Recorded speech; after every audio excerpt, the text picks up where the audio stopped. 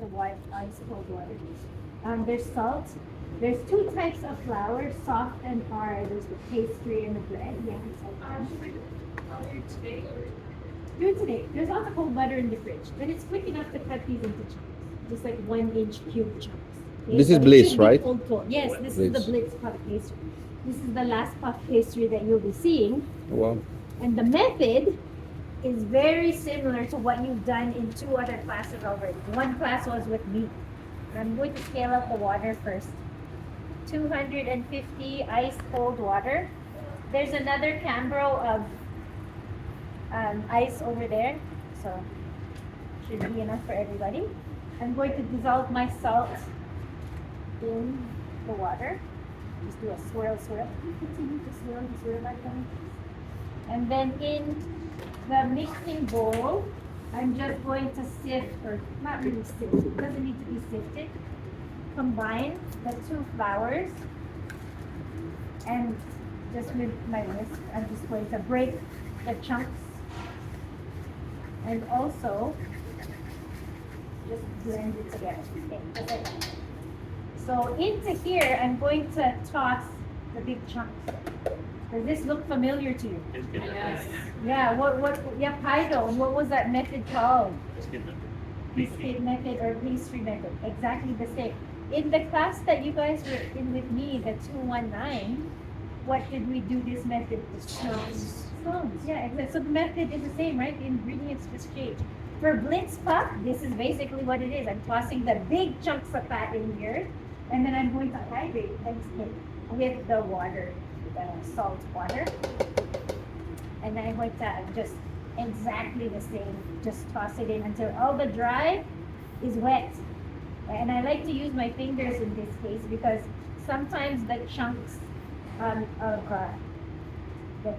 the wet gets stuck in pieces of the dry, and so I want to spread it out.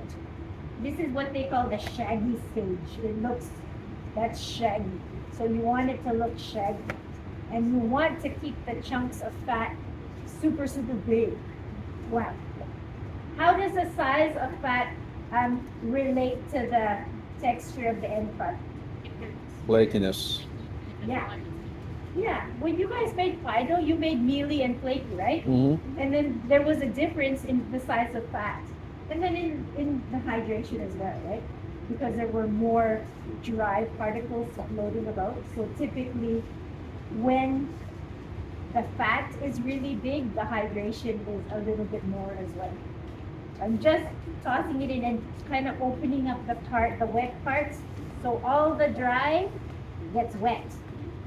And it looks like all the dry is wet right here. And then to this, so since this is like crazy big, what do you think the texture is going to be? Super flaky. It's going to be even more flaky than your flaky pie dough, right? If there's mealy, it's kind of flaky. There's your flaky, and then so this is super flaky. A Blitz puff pastry is just a crazy flaky pie dough, and they call it Blitz because it's really fast. There's an alternate name for this too called quick puff or rough puff. It's a rough puff because you can see the fat is just mixed with the dough. It's not like nice layers of dough, fat dough. It's very rough dough. But if all you want to do is create a flaky pastry, this is gonna do it.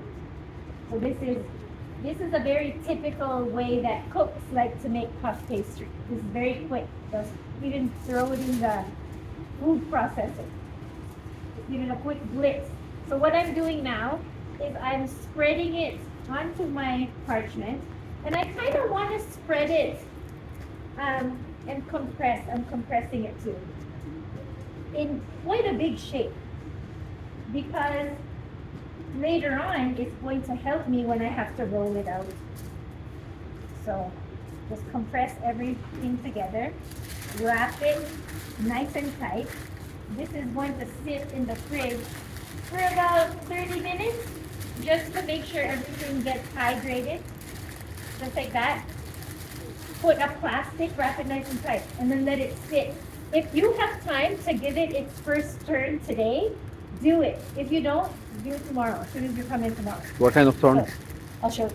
So this one, I'll just put this here for this one has been sitting for over half an hour. Right. It doesn't have to be exactly, but the longer it rests, the more the dry will get hydrated.